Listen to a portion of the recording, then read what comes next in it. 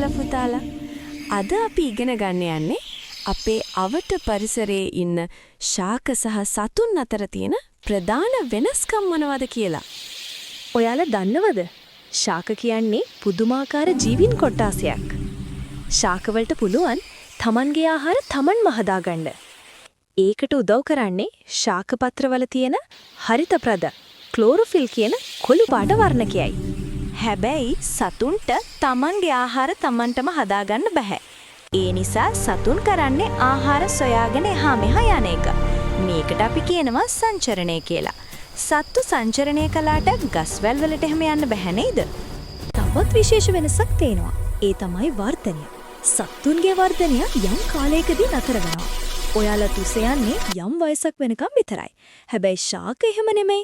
ඒවා තමන්ගේ මුළු ජීවිත කාලය පුරාම වර්ධනය වෙනවා. ඊළඟ කණ්ඩායම තමයි ක්ෂුද්‍ර ජීවීන්ගේ ලෝකය.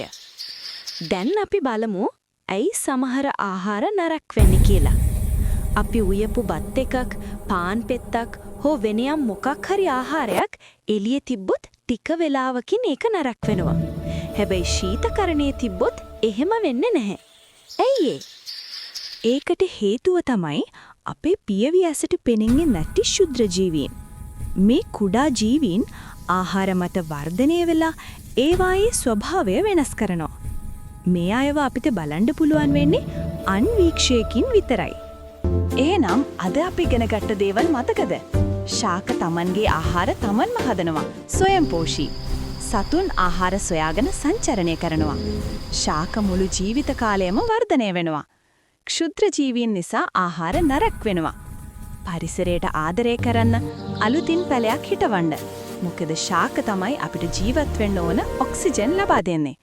තවත් පාඩමකින් හමු වෙමු.